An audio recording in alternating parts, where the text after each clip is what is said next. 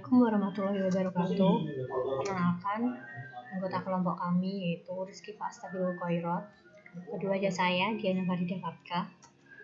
Kemudian ada Arneta Kirana Saputri. Di sini saya akan menjelaskan tentang COVID Framework dan Performance Management.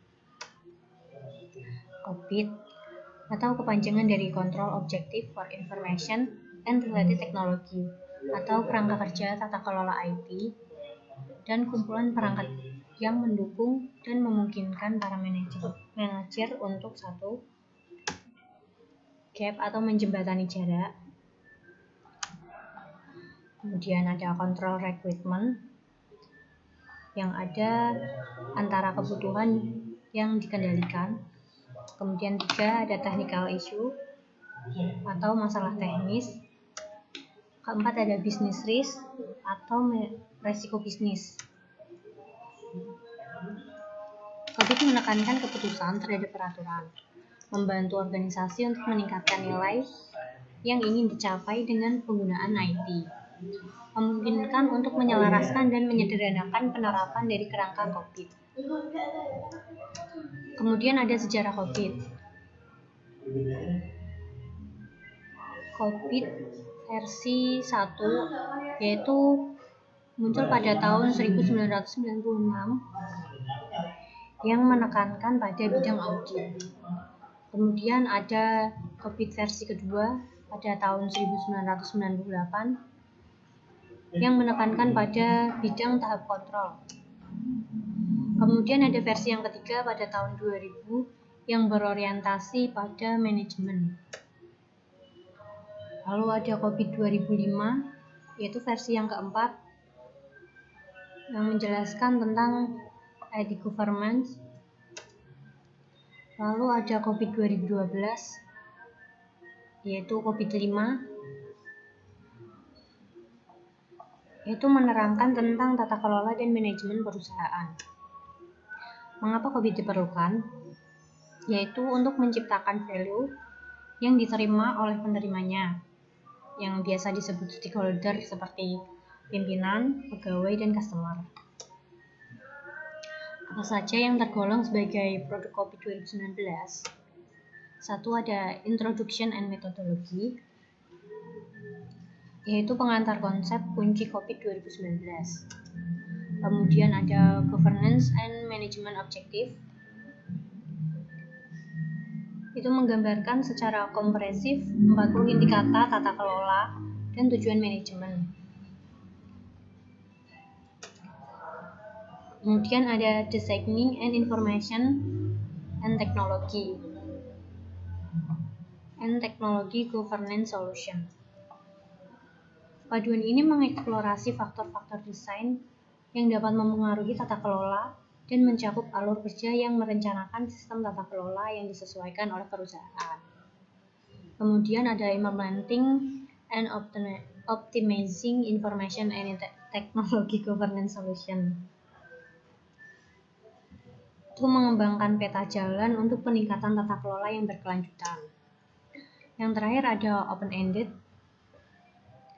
yaitu pengembangan panduan, pelatihan, dan sumber daya baru untuk mendukung rangkaian produk COVID 2019. COVID sendiri terdiri dari 4 domain, yaitu ada planning and organizing. Domain ini mencakup strategi dan taktik yang menyangkut identifikasi tentang bagaimana teknologi informasi dapat memberikan kontribusi terbaik dalam pencapaian tujuan. Ada langkah-langkah, yaitu menetapkan rencana strategi teknologi informasi, kemudian menetapkan hubungan dan organisasi teknologi, lalu mengkomunikasikan arah dan tujuan manajemen, mengelola sumber daya manusia, memastikan pemenuhan keperluan pihak eksternal, dan terakhir menaksir risiko. Untuk yang kedua yaitu Execution and Implementation. Ini untuk mewujudkan strategi TI dan solusi yang perlu diidentifikasi, dibantu atau diperoleh, kemudian diimplementasikan dan diintegrasikan. Langkah-langkahnya yaitu mengidentifikasi solusi terotomatisasi, lalu mendapatkan dan memelihara infrastruktur teknologi, mengembangkan dan memelihara prosedur, memasang dan mengakui sistem, terakhir mengelola perubahan. Yang ketiga ada delivery and support. Domain ini berhubungan dengan penyampaian pelayanan yang diinginkan, yang terdiri dari operasi pada security dan aspek kesinambungan bisnis sampai dengan pengadaan training. Langkah-langkahnya yaitu menetapkan dan mengelola tingkat pelayanan, mengelola pelayanan kepada pihak lain, memastikan pelayanan yang kontinu, memastikan keamanan sistem, mengelola konfigurasi atau susunan, mengelola data, dan mengelola fasilitas. Yang keempat ada monitoring and evaluation. Semua proses TI perlu dinilai secara teratur dan berkala bagaimana kualitas dan kesesuaiannya dengan kebutuhan kontrol. Langkah-langkahnya: 1. Memonitor proses. 2. Menaksir kecukupan pengendalian internal. 3. Mendapat kepastian yang independen. Manfaat COVID. Manfaat dalam penerapan COVID ini antara lain: 1. Mengelola informasi dengan kualitas yang tinggi untuk mendukung keputusan bisnis. 2. Mencapai tujuan strategi dan manfaat bisnis melalui pemakaian TI secara efektif dan inovatif. 3.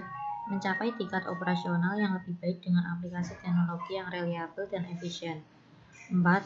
Mengelola resiko terkait TI pada tingkatan yang dapat diterima.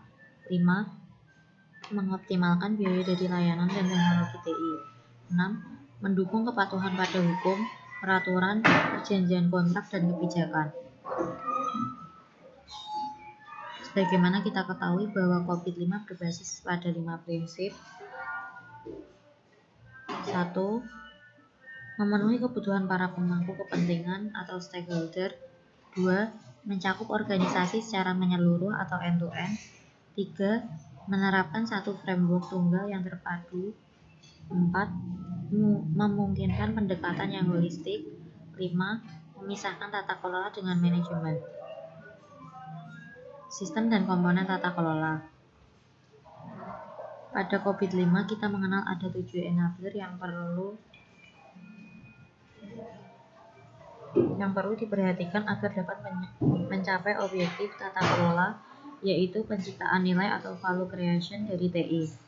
Pada COVID 2019 ini, ketujuh enabler tersebut disebut sebagai komponen tata kelola, yaitu proses, struktur organisasi, prinsip-prinsip kebijakan dan kerangka kerja, informasi, kultur etik dan kebiasaan, SDM, keterampilan dan kompetensi.